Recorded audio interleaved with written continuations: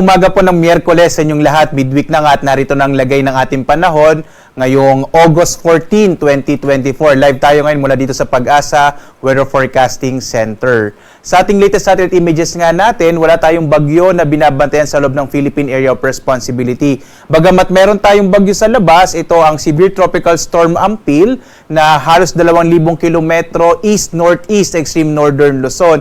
Ang ibig sabihin pala ng Ampil ay sampalok mula naman ito sa bansang Cambodia. Hindi ito direktang makaka-apekto na sa ating bansa, hindi rin ito masyadong napapalakas ang hanging habagat at itong Severe Tropical Storm Ampil ay patungo na sa bahagi naman ng Japan. Yung Ampil po ay isang international name.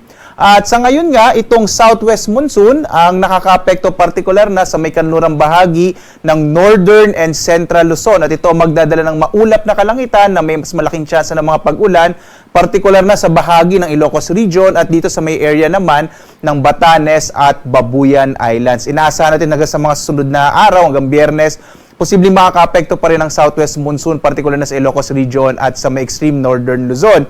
Samantala, sa nalabing bahagi nating bansa, sa Kamaynilaan at dito sa may Visayas, Mindanao at nalabing bahagi ng Luzon, patuloy na makararanas ng generally fair weather. Mapapansin nyo, walang masyadong kaulapan dito sa may area ng Visayas at gayon din dito sa may Mindanao. Kaya generally fair weather tayo.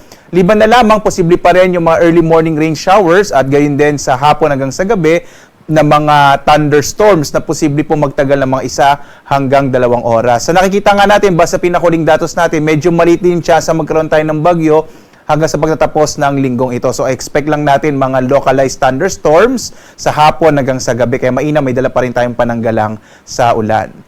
Samantala, dito nga sa Luzon, narito ating nasa magiging lagay ng panahon. Malaki yung tsansa ng mga pag-ulan sa may area ng Ilocos Region at Batanes, kasama yung Babuyan Islands dulot ng southwest monsoon. Habang sa nalabing bahagi ng Luzon, medyo mainit na panahon pa rin sa tanghali, habang malaking tsansa ng mga pag-ulan sa hapon hanggang sa gabi dulot ng mga localized thunderstorms. Yung agwat nga ng temperatura sa Lawag na sa 25 to 32 degrees Celsius, sa Baguio 17 to 22 degrees Celsius, habang sa Tuguegarao 25 to 33 degrees Celsius.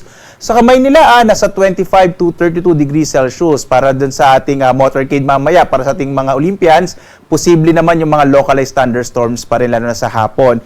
Sa Tagaytay, nasa 23 to 30 degrees Celsius, habang sa Legazpi, 26 to 32 degrees Celsius.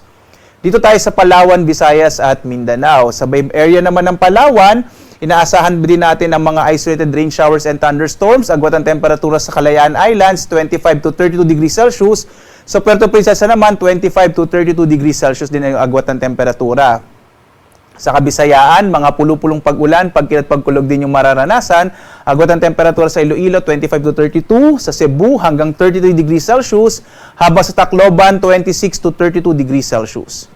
Malaking bahagi naman ng Mindanao ay makararanas pa rin ng medyo mainit na panahon sa tanghali, habang malaking tsansa ng mga pag-ulan sa hapon hanggang sa gabi. Agwat nga ng temperatura natin sa Zamboanga City, 24 to 33 degrees Celsius.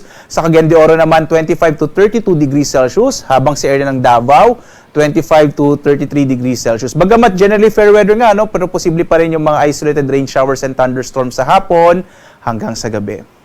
Sa ngayon nga, wala rin tayong nakataas na gale warning, kaya ligtas sa pumalawat ang mga sakyang pandagat at maliliit na mga bangka sa mga baybayin ng ating bansa. Bagamat patuloy tayo nagbibigay ng paalaala kapag meron tayong mga severe thunderstorms, kung minsan maaaring lumakas yung alon ng karagatan. Kaya iba yung pag-iingat, lalong-lalo na yung maliliit na mga bangka.